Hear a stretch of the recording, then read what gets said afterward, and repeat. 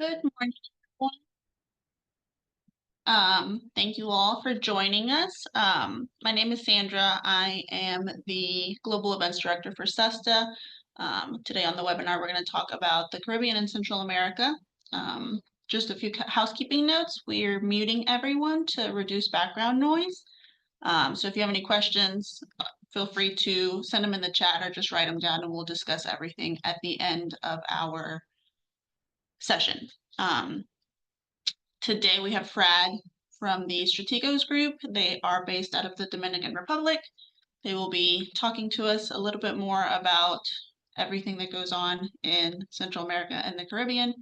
Frad and his team are the experts in food and agricultural trade, from regulatory issues to marketing strategies.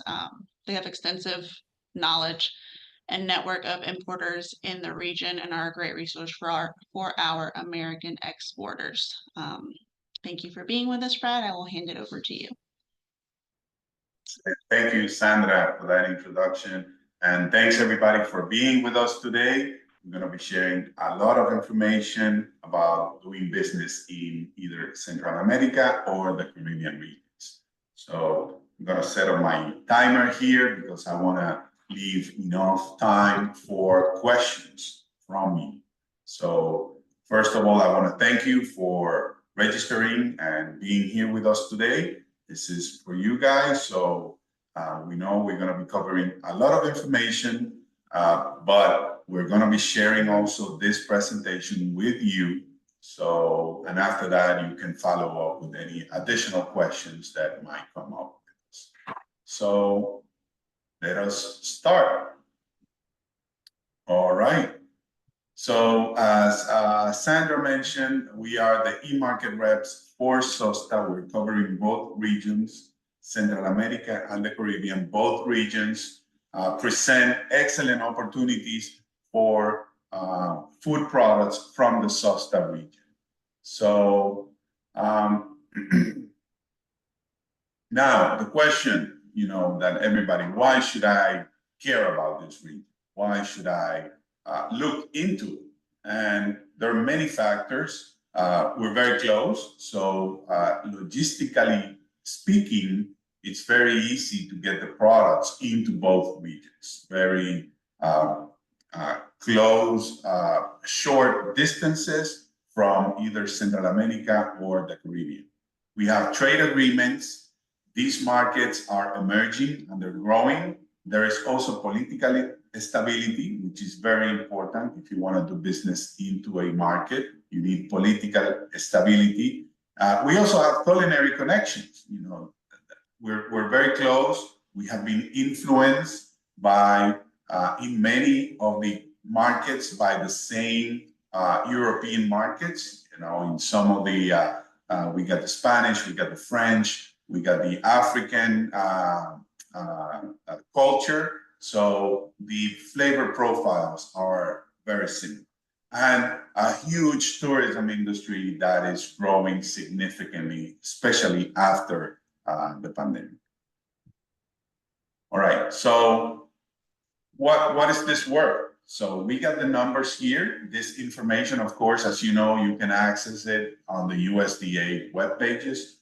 There's a lot of information about different markets, about entering markets that only the US has available. None other country that I've known has all the information and support through organizations like SOSTA, support for exporters like the US. So we're talking that, as you can see, Central America, this is only consumer-oriented products into the region. 2023 for Central America was $2.8 billion, which is, a lot of money, So the Caribbean is also over $3 billion. So we're talking about $6.1 billion worth between the two regions. So there is a market, there is money, so opportunities. Now, which are the markets that we're targeting? In Central America, we have 6 markets, which is Guatemala, El Salvador, Honduras, Costa Rica, Panama, And sorry, Honduras is repeated twice there. I need to correct that. And in the Caribbean, we got 29 markets. The issue with all those markets in the Caribbean is that not all of them present a good, there is opportunity, uh, uh, but some of them are very small. So we focus on these ones, which they are bringing in 80% of the volume from the US and other markets too. So we focus on Dominican Republic, Trinidad and Tobago, Jamaica, the Bahamas, Cayman Island, Aruba, Curacao, St. Martin, and St. Lucia. There are other markets there which are smaller, and there are still opportunities, but these are the markets that are taking 80% of what's coming in.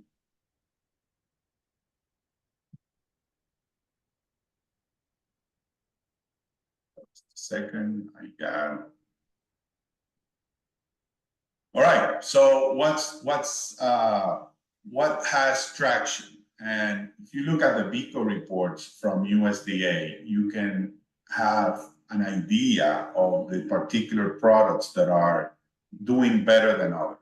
Now, everything has possibilities. Not only the basic products, as you can see here, like animal protein, beef, pork, poultry, processed food, fresh vegetable, confectionery, seafood. What happens with this particular products is that you are going to have, if that's your category, you are going to have some competition. And you will need to differentiate yourself with what's coming in.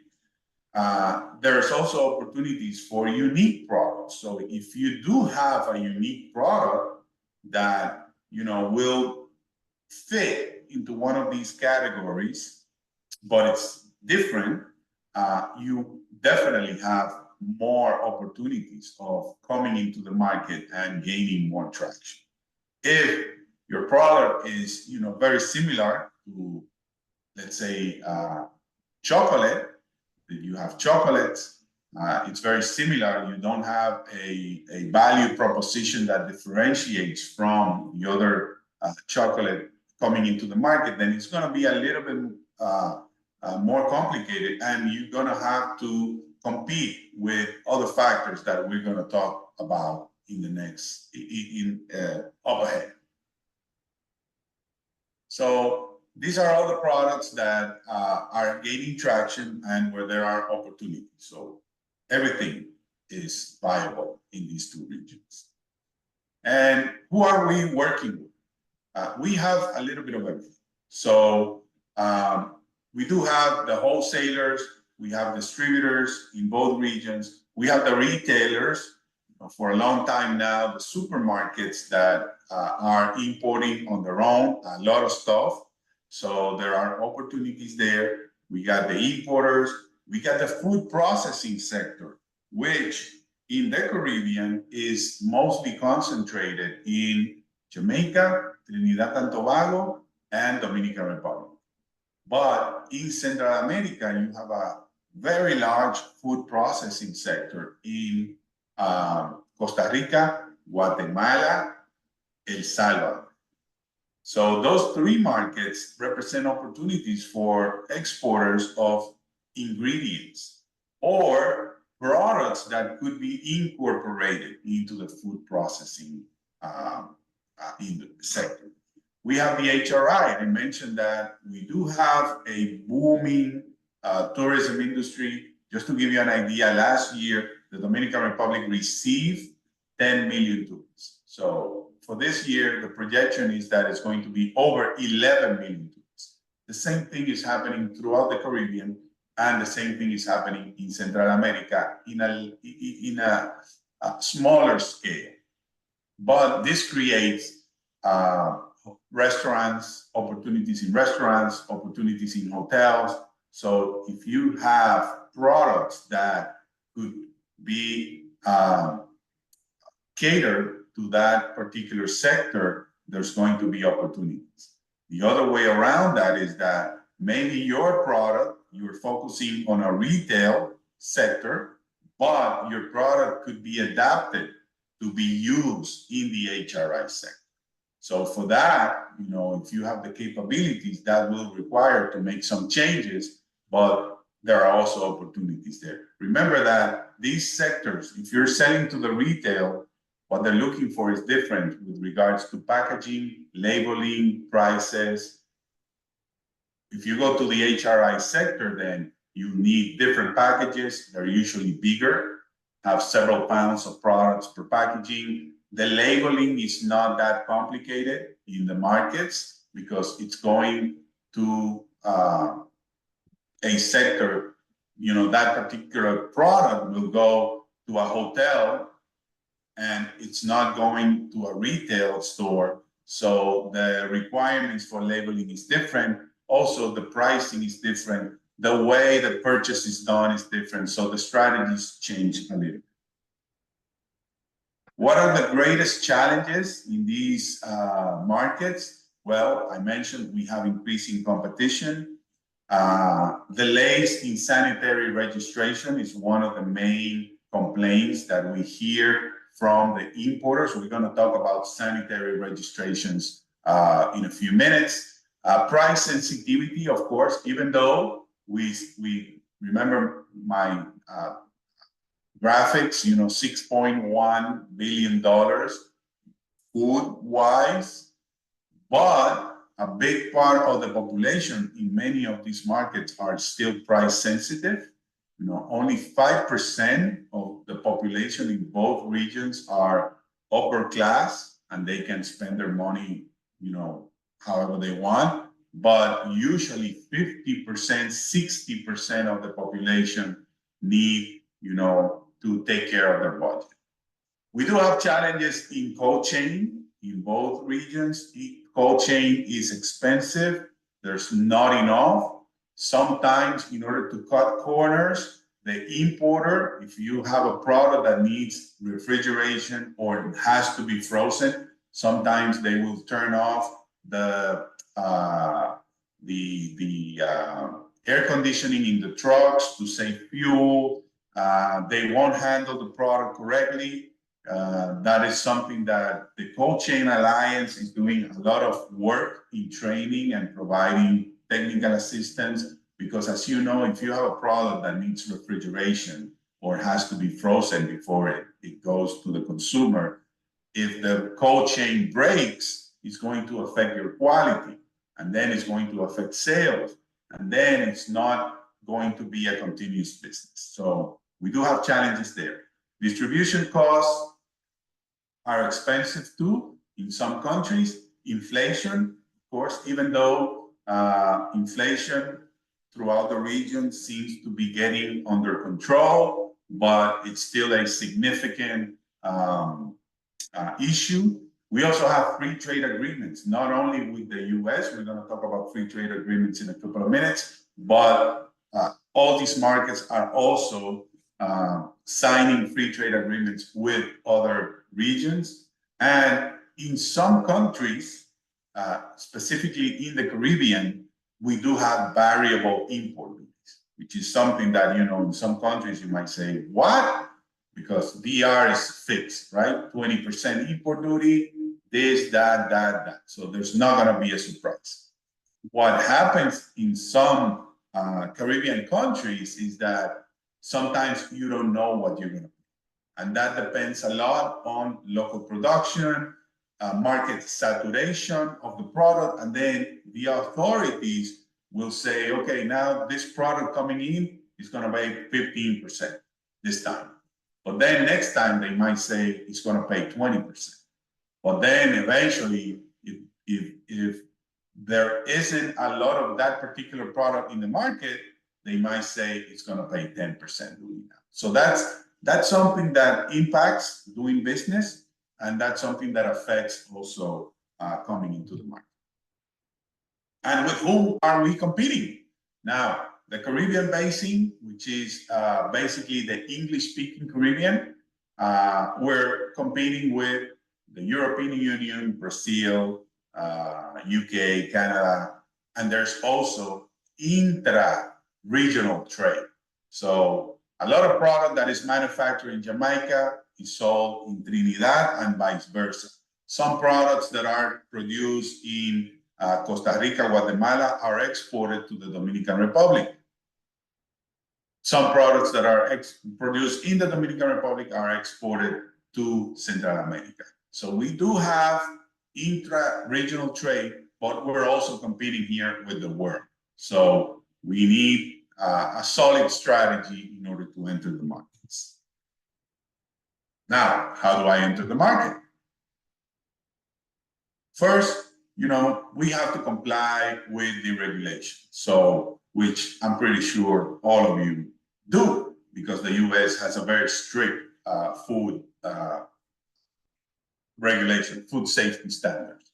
So we need to know, what are the regulations. This is going to be informed to you by the importer interested in receiving your product, in doing business with you. So they will tell you everything you need, everything they will need in order to start importing your product. So we talked about labeling requirements. We're going to touch that in a minute. And we also need phytosanitary registrations, certificates of free sale, etc. So that is crucial to understand because each market is going to be different. And sometimes we've seen that new to market exporters, they kind of like say, well, I've never heard that I need to provide this to the importer. Is this true? I'm shocked that they request that. And unfortunately, some markets, even though there has been kind of like an standardization of the regulations throughout Latin America and the Caribbean, but some markets do have very unique requirements. So it is important for you to understand the pricing and logistics. Remember that if you're already doing business in the US, if you're selling to a Whole Foods, to a Walmart, to a local grocery store, a chain, or a distributor, the US has a different purchasing power capacity than the consumer in these markets. So we've seen and we've talked to exporters and they say, well, this price is working for me great in the US, but when I meet with an importer from any of the activities that SOSTA is developing, they always say that the pricing doesn't make sense to them. So what do I do? And that's when you have to sit down and say, okay, first, if you're able to receive that feedback from an importer, ask them, okay, so what price would make sense to you?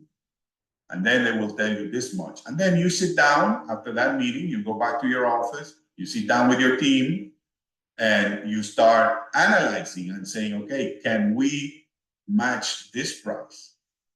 Or, can we do 5% off on that price?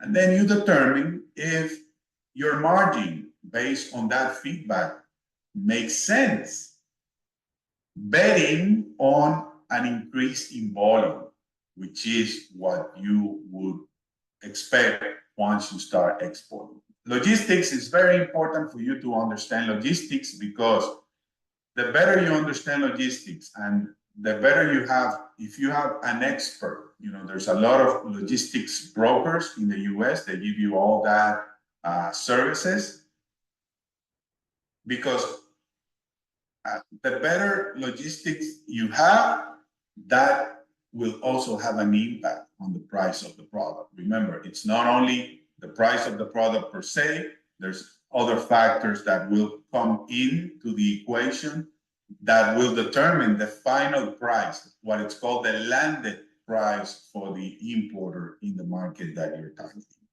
Promotional activities are extremely important. I mentioned that only the US has all this support for the exporters. I've never seen, Canada has a little bit, other countries, they might have something, but the US is way above everybody else. So you also have the cost share program. So because nowadays the importers are not only looking for somebody to sell a product to them and that's it, you know, we're done until I do the next purchase. No, they want a partner and a strategic partner. You know, it's not that you're going to have shares in their operation or are they going to have share in your operation? No, but they want somebody with whom they can develop a strategic planning. So working with cost share to develop promotional activities in those markets that you're entering is very important, because that will help create awareness of the brand and the product. And you also need continuous assessment and adaptation. You know, once the product come in, the importer might tell you, look, you know, we need to get a bigger presentation, or we need to get a smaller presentation, or the feedback that we're getting from the market is this or is that. So you really need to be able to adapt and assess the market. One time I met with an exporter. She had a great product, but with a very particular Louisiana flavor profile. So she met with some people, and the feedback that she received was that, look, you know, we like it, but it would be good if you could change this a little bit so that it could adapt more to the flavor profile of the market. When she provided that feedback, she was kind of like, but, you know, I put a lot of effort into developing this product. You know, this is my baby. I'm not going to change it. You know, it doesn't mean that you need, if that brand, if that product is already having sales in the US, you could develop something, depending on the volume too, and your willingness to take that risk, a different version of that product for export. You don't have to change your original for you know, for your local market, for the US market, but you need to. All right, let me move forward a little bit. I don't want to take all the time. I want to leave here. This is very important, guys. Follow up, follow up, follow up. Do not lose momentum. You know, remember, like you, everybody else is also dealing with a lot of stuff. These importers, they want to bring your product into the market because they know they can make money with it, but they also have a lot of things they're juggling. So they might, you know, skip an email. They might have the intention of returning that email to you. Even, you know, sometimes you start drafting the email and then something comes up and then you forget about it. So you need to follow up. You need to follow up. Don't lose momentum. All right, export documents. I'm going to go a little quickly about this. This is a whole world that it's not complicated, but you need to know where to get this stuff and what is needed. Again, this is going to be shared with you guys. So, you know, if you're exporting, you need several documents. There's no way around it. So first, you know, you will need to develop a pro forma invoice. The importer will request that from you in order for them to start the order process. Once the order is placed, and you know, they will need to receive a commercial invoice. They will need to receive a certificate of pre-sale, the packing list, certificate of origin. If the country is a DR CAFTA consignee, there's a specific certificate of origin. It's a DR CAFTA certificate of origin.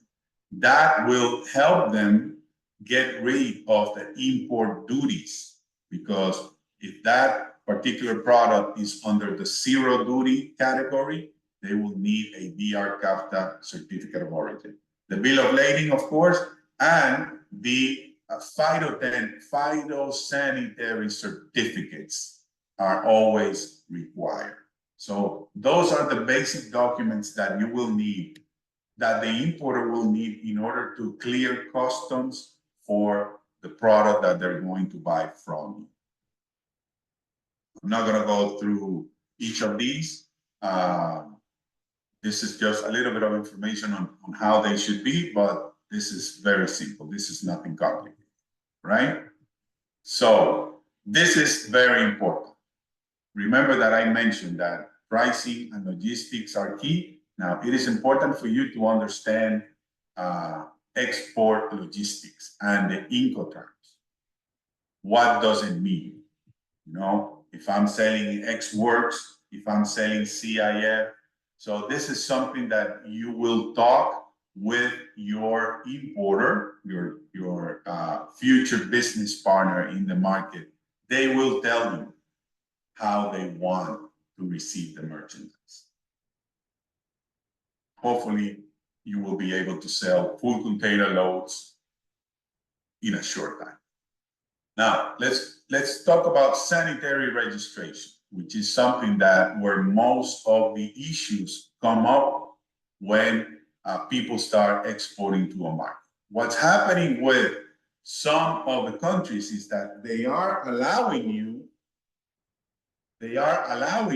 to bring in the first import without the sanitary registration. Understanding that the importer has already filed the request for the sanitary registration. What's going to happen is that in order to apply for the sanitary registration, the importer is going to ask you for information that it's going to be delicate because they will ask for the following: the qualitative and quantitative formula of the product. Also, the procedure, how the product is manufactured. And they will also require a document from you indicating that you are authorizing that importer to file, to request the sanitary registration of your product. That could be done both ways, in two ways, sorry. Once you meet an importer and you're ready to do business and everything's going well, they're going to put the first order, they request everything, you understand what they are requesting, you're okay with providing all this information, signing that release, they can do it for you.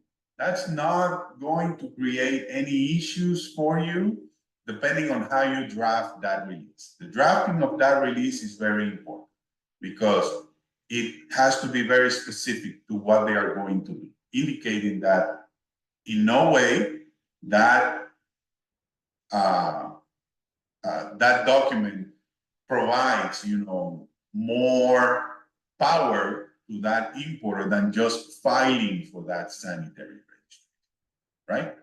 Or you can hire a law firm in the market that will do the registration for you. And that requires another procedure. But those two ways of filing for the sanitary registrations are viable. Now, the second, shipment cannot come in if you don't have the sanitary registration already issued. And that's where we're having a bottleneck because sanitary registrations are taking a long time. In all the markets, we get the same complaint, either in Central America or in the Caribbean. So that's something that you need to work with around it, and that might create an issue in the second if it doesn't come out on time. So you need to start working with this very early once you start doing business with somebody. And the importer will definitely guide you on that. If you have any other questions about this, if you're already, if you come to a point where you're going to do business, we do have virtual consultations. I'm going to talk about that up ahead. And, you can definitely request that, come to us, send us an email, call us. It doesn't matter. You can, if you have any doubts on that, please, before you move forward, it is very important for you to understand the process and what you can and cannot do in this part of the deal. All right? So this is important because this is going to be also requested, an apostille. So what happened is that some of these documents that you're going to send need to be apostille. What is this? This is that you have to go to an entity recognized by the authorities. Let's say you're going to be sending stuff to Costa Rica, right? And the importer said, well, you know, I need all these documents to do the registration, the sanitary registration to be apostille. And they will provide you. This is where it get a little bit complicated, is finding out the nearest institution recognized by Costa Rica where I can send these documents to be apostille. They have a cost depending on the location. I think it's $25 per document. So if you're doing, you know, 5, 6, 7 documents, it adds up. So it's also a cost that it's going to be created during the process. So identifying where you need to do that, sometimes the importers will tell you, okay, so if you're in Virginia, you can go to this place, you can go to this address, and they can provide that. Most of the time, the consulate of the market that you are exporting your product to will do this service too for you. So this is something that unfortunately is required, because doing this guarantees to the authorities in the market that the documents are 100% legit.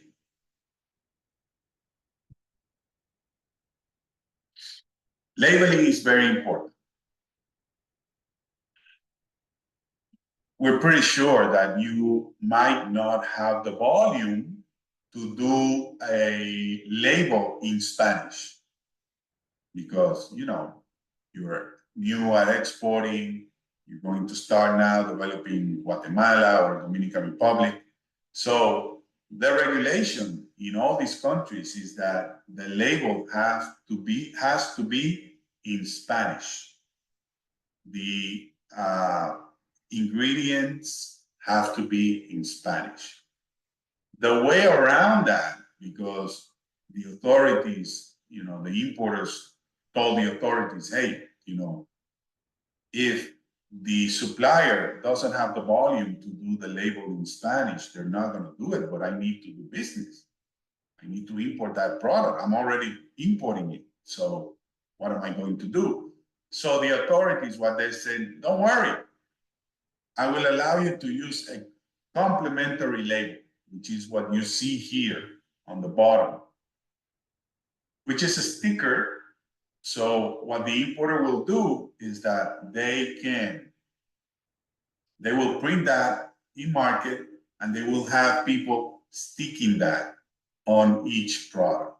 With that, you can comply with that particular labeling regulation that it has to be in Spanish. Now, the strategy with this could be, there are many ways of dealing with this strategy. You can, if it's viable for you, you can say, all right, let's share the cost, or I will help you with this, or I will give you, out of each 100 boxes, I will give you one additional box as a promotion for you to deal with this additional cost of the label. That comes into the regulation, into the negotiation that you will have with the importer. But this is something that is there and you need to keep in mind. This is something that will be required for the sanitary registration. You need a technical data sheet, you know, everything that your product has, all that stuff, it's needed to file for the sanitary registration. Once you file for it, it's good for 5 years in Central America. So after that, you will need to review the registration and then go through the process again. But because it's a renovation of the registration, it's not going to be as frustrating as filing for the first time. Okay, now what's important about knowing everything beforehand, the documentation, all the requirements and all that. So it's very good to make a lot of questions when you're in the process of negotiating with the importer, because this will avoid having issues, paying duties, paying fees, paying, having delays, that then your product, if it has a short shelf life, if they cannot get it out of customs on time, that is going to affect sales. So, we need to be as prepared as possible in order to avoid any issues that might affect the negotiation and, of course, getting the product into the market, on the shelf, and on the consumer's hand. We talked about Incoterms before, a few slides back. Now, this is something very important, specifically with doing business in Central America and Dominican Republic. Depending on your product, you might not sell a full container load. And even if you could, at the beginning, the importer would like to start small to test the market. That's usually the strategy that most of them have. So they will ask for a small quantity, and then they will tell you, I consolidate in Miami. Most of the buyers in Central America and the Caribbean have already companies that they work with in Miami. They also use the Gulf, sometimes, depending on the merchandise, where they consolidate. So again, they will say, okay, what's your minimum order, which is something also that you need to consider, and we're going to talk about that. Because minimum orders at the beginning of the business are important. Some of you might say, no, the minimum order that I have right now is 10 pallets. But maybe for that importer, 10 pallets is going to be a big risk for them to start testing the market. And they would like to receive 1 pallet. And they will tell you, send this pallet to this address in Miami, and they'll take it from there. What they're going to do is that they're going to put that pallet with other products that they are already importing from the US. They will, if it adds up, they will fill a 20-foot container for them, and then they will receive that container in the market. So most of them will do consolidation. So that's something that will happen, and they have it really, really well under control. So remember that it will probably be Miami or one of the ports in the Gulf. The minimum order, as I mentioned, is important. You need to be flexible in this part of the process. I know that your minimum order quantity is based on your margins, right? And your admin costs, your overhead for dealing with that order tells you that your equilibrium point is 10 pallets. But again, please consider that these markets are not big, they're price sensitive, and the importers, in order to reduce the risk of introducing a new product into the market, they like to test the waters first. So you have to be flexible there. It might not make a lot of sense for you to sell only 1 pallet, but if that's what they say they will need in order to start, then it's important to, be flexible and see where it goes. Once they start growing the market, the idea is to be able to get into those 10 pallets as soon as possible. Now, and this is a two-way street, right? This is not only what the buyers are looking into suppliers. This is also something that you're looking into importers. Into buyers. You need reliability and consistency. You need competitive pricing. You need also effective and proactive communication, adaptability and flexibility. You know, something that is very important. Most of these importers, they speak English. Others, unfortunately, don't. So nowadays, with technology and all the tools that we have, you know, you can translate anything without, if you don't have a Spanish speaking staff member in your company, you know, you can use Google Translate or ChatGPT, and then you can, you know, interact with somebody that doesn't speak English if you don't speak Spanish too. But being proactive in the communication is very important, because that way you don't lose the momentum. You know, you keep the follow-up and you don't lose the momentum. All right, so trade agreements. I mentioned the CAFTA. This is between Dominican Republic, Central America, and the US. This eliminates all the duties for food imports, you know, consumer-oriented food products into the region.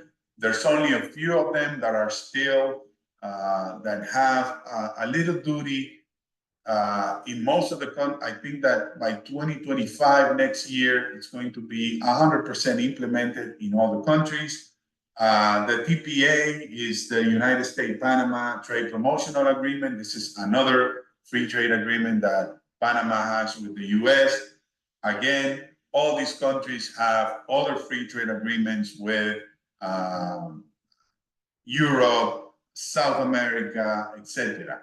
And they're not only bringing products from the US, they're bringing products from all the countries where they have duty-free status. All right, so I'm almost done.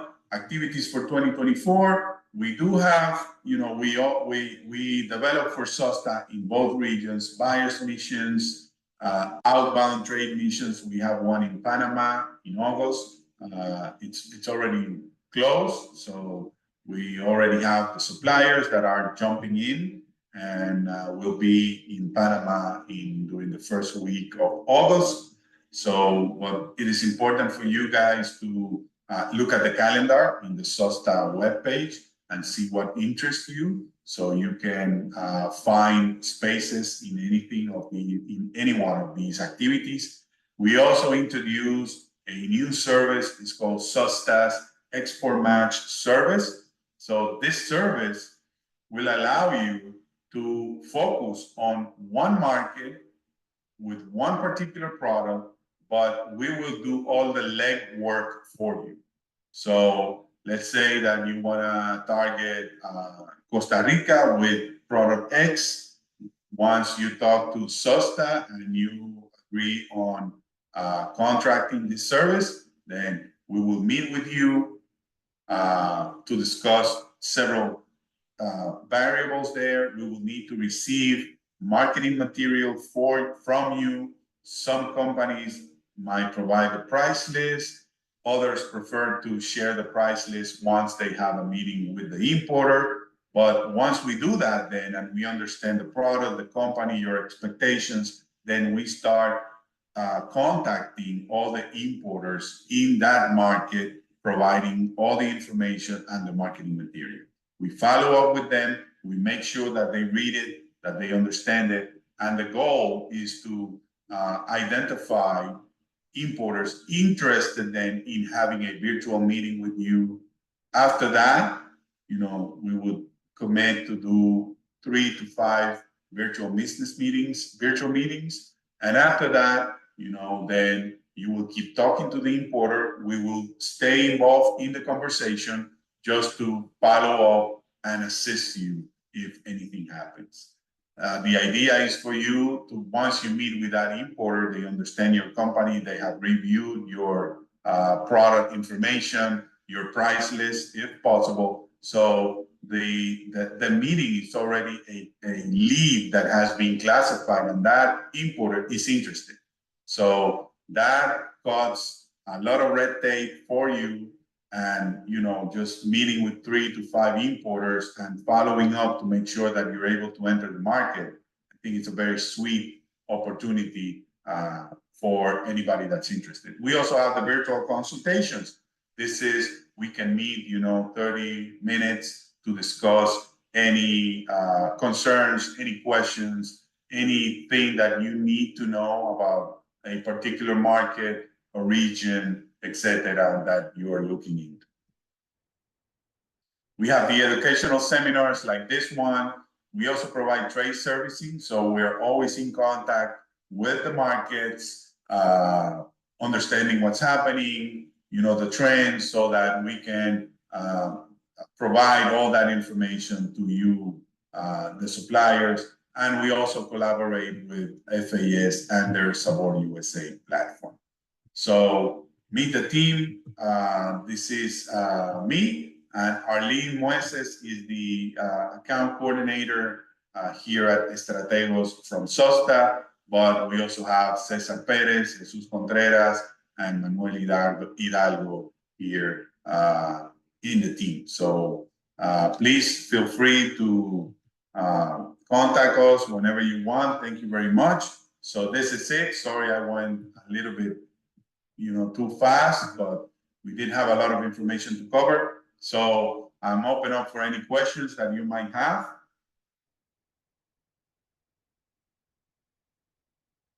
Please, not all of you at the same time.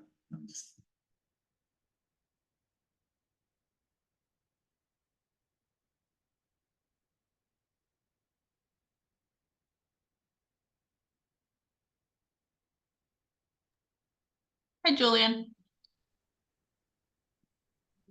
Hi, how are you all? Good, how are you? Good, good. So I did see some of the Caribbean islands that you all have relationships with. Do you go or do you have relationships with the island of Martinique? And if so, what are their products that they normally would import? Yes, well, Martinique and Guadeloupe, they are, there's a lot of European influence there. They do import more European food products than US, strangely enough, but we know that it's part of the influence that they have. We do have contacts there. To be honest, we have reached out to them, but they say that because of the customs in the market, some regulations by government, European products are easier to bring into the market than US product. We have done many efforts, including involving FAS, the Foreign Agricultural Service. There's an office in Miami that covers those markets too. And to be honest, we haven't gotten a lot of traction in those in that market specifically. Thank you. All right. Carrie McGee asked, who do we contact at SUSTA to get export match services? Carrie, you would reach out to Danielle Coco. Her email is just danielle@susta.org. She will coordinate with Frad to get dates and all of the availability to be able to schedule your session.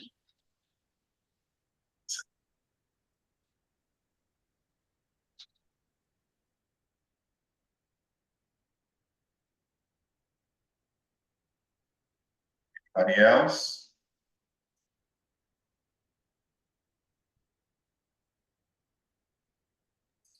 All right, if nobody has any questions, we will go ahead and wrap up. Frad, thank you so much for your presentation. This will be available sometime this week for everyone if you need to reference it. And if you have any questions, feel free to reach out. Thank you all so much. How are the markets for Cajun seasoning? We do have, we do like the spicy, yes, of course.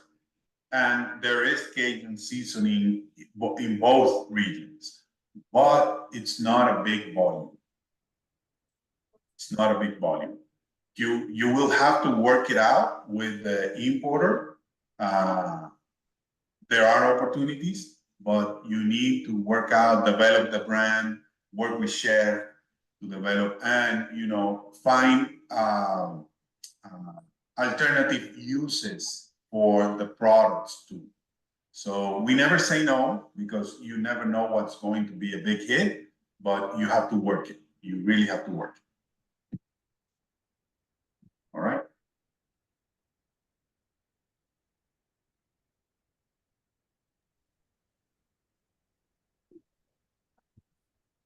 All right.